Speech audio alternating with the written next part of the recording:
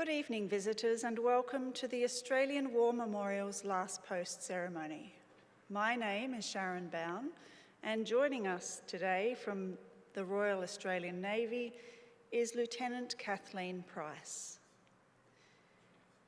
This evening, we warmly welcome the members of Romani Company, Royal Military College, Duntroon. We also warmly welcome Group Captain Bruce Chandler, retired, representing the Air Force Association. We welcome the veterans who have served, those that are still serving, and the families that love and support them. The live stream of this ceremony is made possible by the Returned and Services League of Australia and the RSL and Services Clubs Association. We welcome members who are watching the broadcast of this ceremony across Australia. During this evening's ceremony, wreaths will be laid at the base of the pool of reflection by visitors to the memorial and by students on behalf of St Joseph's Catholic Primary School from Oberon, New South Wales. If you are able, would you please stand and join in singing the National Anthem.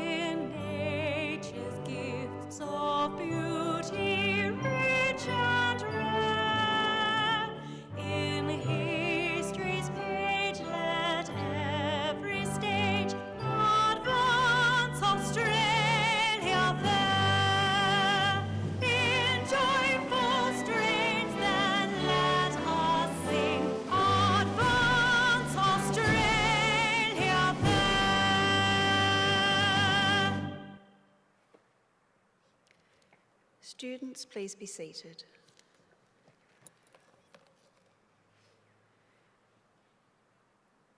The Australian War Memorial was the vision of Charles Bean, Australia's First World War official historian. Bean landed with the Australian troops on Gallipoli and stayed with them at the front through to the end of the war. The idea of this national memorial and museum came to him at Pozières, France, in the depths of the bloody fighting of 1916. Bean's idea was that this would be a place where families and friends could mourn loved ones buried in faraway places. It would also be a place that could help all Australians understand what these men and women had endured and what they had done for us. Bean's vision, to which we remain true, is best expressed as inscribed in the entrance to the memorial's galleries. Here is their spirit, in the heart of the land they loved, and here we guard the record which they themselves made. Tonight we will read the story behind just one of those on the Roll of Honour, which lists the names of more than 103,000 men and women who have given their lives for us in war and on operations for more than a century. But first, we present a lament, Flowers of the Forest. Wreaths and floral tributes will now be laid at the base of the pool of reflection.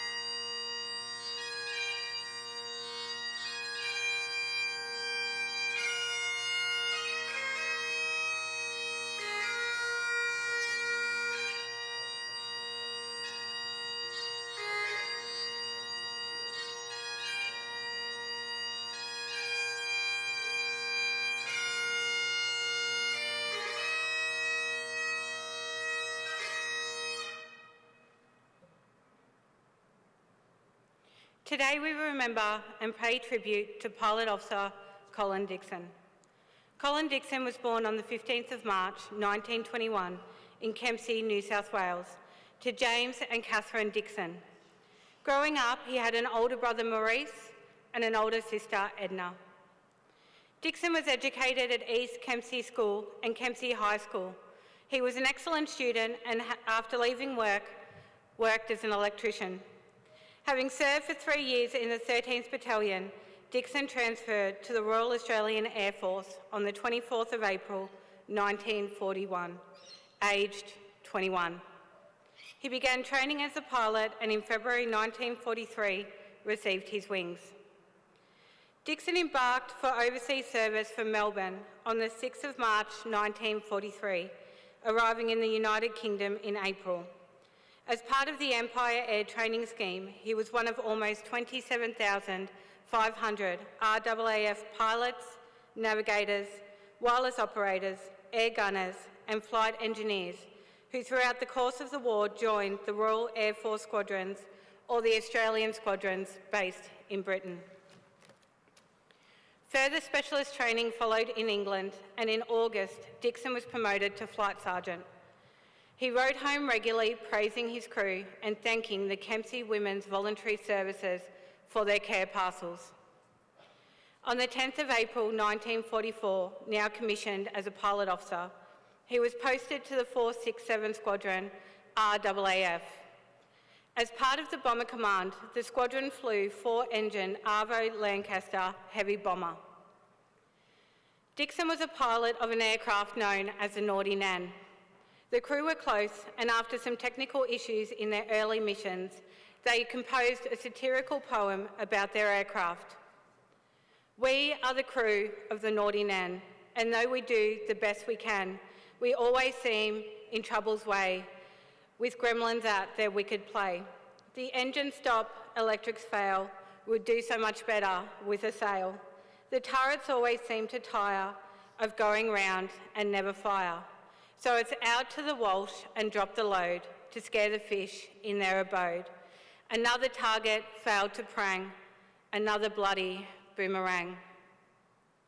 On the 3rd of May, shortly before 10 p.m, the crew of the Naughty Nan took off for an attack against the village of Malila Camp, where it was believed a German Panzer division was encamped.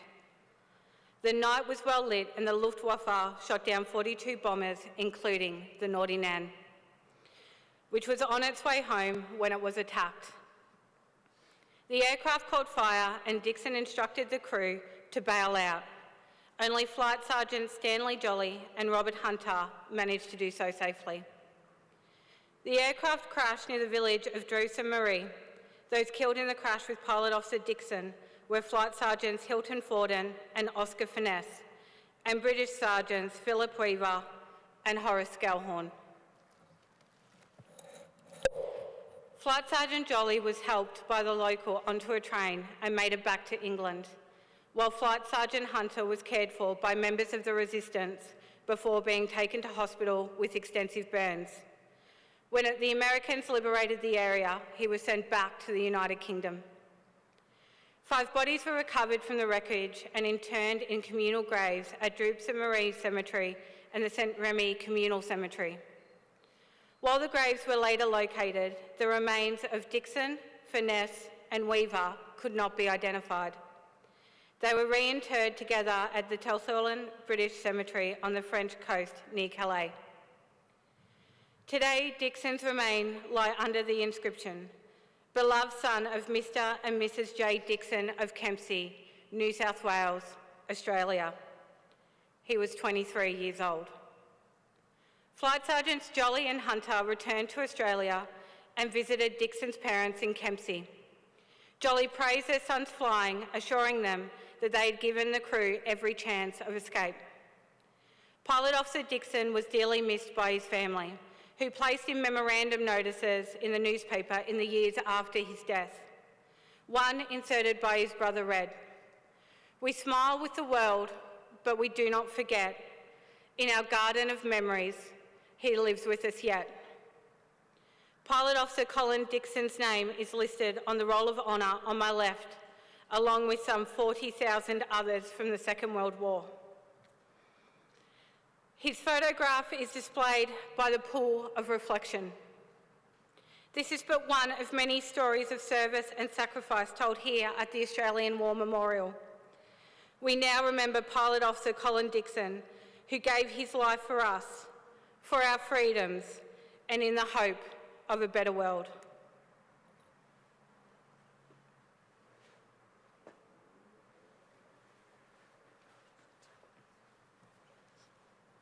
Please stand for the reading of the Ode and the sounding of the last post.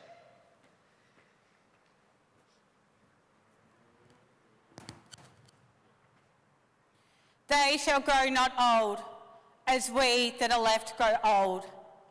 Age shall not weary them, nor the years condemn. At the going down of the sun, and in the morning, we will remember them. We will remember them.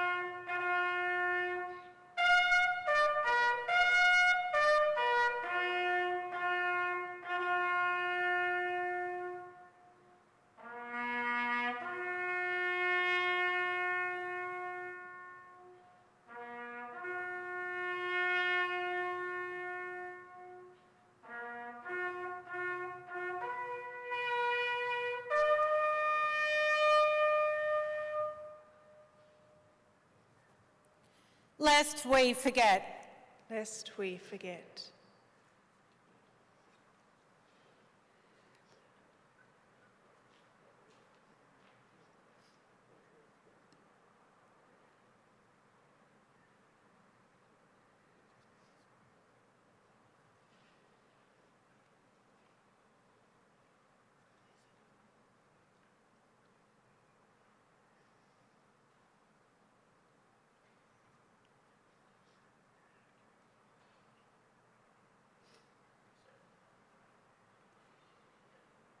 We leave you this evening with the words of the memorial's founder, Charles Bean.